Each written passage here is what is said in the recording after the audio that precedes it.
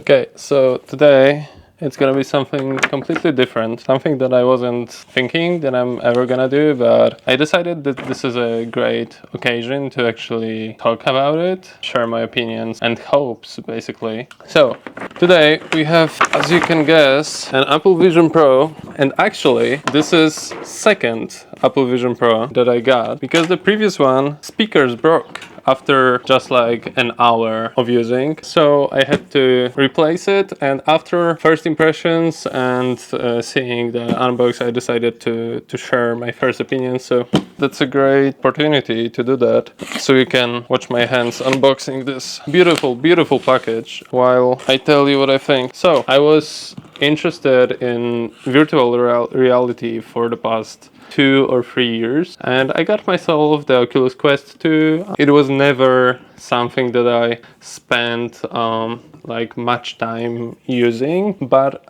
I think it's mostly because the quality of Oculus wasn't good enough for me. And meaning the device in itself is very plastic, but also and mostly I'm talking about resolution. The fact that I couldn't watch anything on the Oculus, the resolution wasn't good enough. I was playing some games like Beat Saber or something. It was fun, but it wasn't something that I would actually be eager to use like every day. It was more like a gimmick. And ever since I've heard first rumors that Apple is working on their VR headset, I was so down, because I knew that Apple is not gonna focus so much on games and they will focus more on productivity. And actually, when they finally announced it and I discovered that this is like a super expensive, super prototype version, I was super happy that that happened, because what that means is that this is basically a technology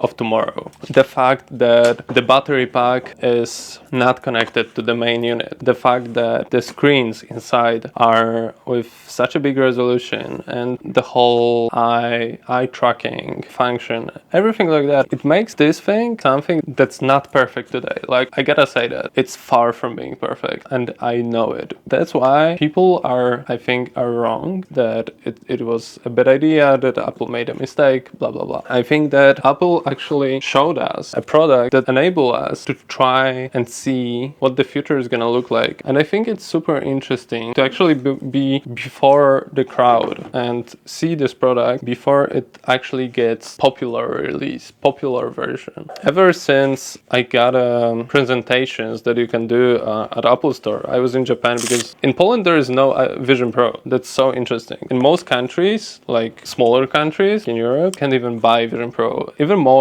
in Poland you can't even use Apple Vision Pro. My region right now is still set to Poland, and I can't access App Store on the Vision Pro. I can't access Apple TV. So what I'm doing is switching a region, which is another topic that maybe one day I will do a video about, but it's not that simple, basically. But yeah, I was so interested to see what Apple is gonna do, and they did exactly what I was hoping for. The resolution on this thing is incredible. The refresh rate, the tracking, the overall feel of using it. With Oculus, it was always the thing that I was putting it on, and I was always aware that everything that I look at is fake. With this one, after just a short time, my brain is actually tricked that those screens that I'm seeing are real. I don't know, it feels like actually being in a room with a lot of screens all over the place. And my biggest surprise was how instinctive it is, how intuitive,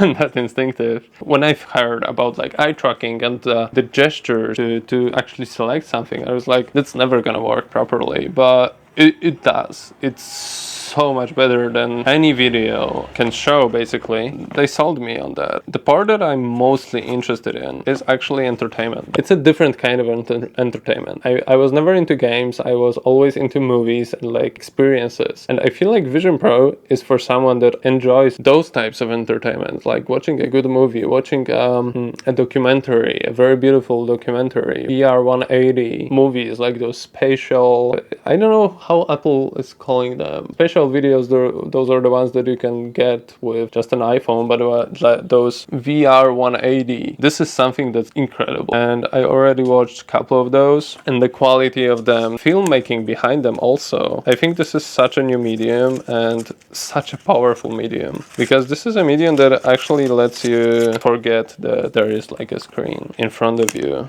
Honestly, I'm still sometimes with the very best of the movies get this feeling when I'm in cinema. The last time I can remember was with Dune 2, that I actually forgot that I'm in cinema, but it rarely happens because we got so used to screens and technology that our brain stopped tricking us into thinking that we are actually experiencing something true. Like, you know, when cinema was created, and the famous movie with a train coming into the station was in cinemas, people were actually escaping cinemas because they were afraid that they're gonna die. It won't ever happen today. Although I'm someone that's very into technology, I know how those things work. I know the technology that's inside it. But still, having it on my head, sometimes I get like those little moments they forget about it. I think it's magical. It's worth the money. I wouldn't say that it's worth the money for like a normal user. It was definitely worth the money for me as a person that wants to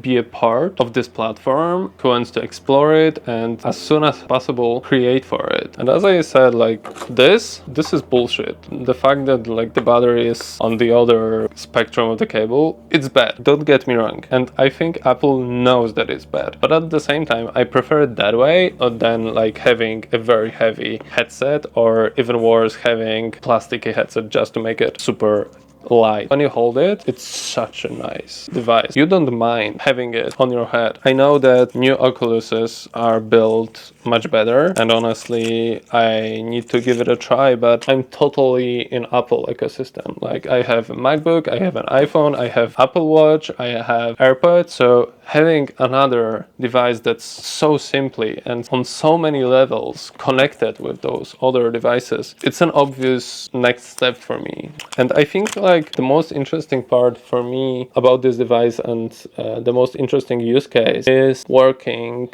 on virtual screens with my MacBook, because with recent update you get actually panoramic monitor, and I think that's something that I was missing as a person that's always traveling. For years I didn't have like a good proper setup to edit my videos, to color grade, to even just watch movies. I was always going to cinema, but I didn't have a good setup at home to watch movies. And obviously with streaming and everything, it's a great way to experience movies, but I'm very picky with experiences like that, so I need a good image, I need good sound, I need a big screen. Basically I could never achieve that at home, so I was honestly avoiding watching new movies or shows because I wanted to experience them properly, but I couldn't. And now with that one, I know that I can, because the quality of it simply is enough for that. The other thing that I discovered after shortly using it is the fact that now platforms and videos that were primarily being watched on small screens like YouTube, now they can actually be experienced like cinema. And this is something that made such a big impression on me. Watching my favorite YouTubers and my favorite YouTube videos on a big screen on Apple Vision Pro, it enables so many new possibilities, because mostly when I was thinking about shooting YouTube, I was thinking small screen, so I need to be close to camera and everything needs to be big so everyone can see whatever. And with this one, you can actually think about it like with a cinema release, and I think it's beautiful, and it opens the next door for everybody and enables creators to actually create more engaging movies, less gimmicky, because I feel like with many YouTube creators, the videos are over edited. They are like gimmicky. There are like a lot of cuts and a lot of transitions and those effects. And a lot of people are forgetting about just creating beautiful pictures with beautiful stories, and that's enough. You don't have to use tricks. People will watch, people will listen. So yeah, I think this is gonna change everything. I don't know how long it's gonna take. I think quite a long time still, but I'm so happy to be able to start experiencing things using this incredible device and create for that. Thank you.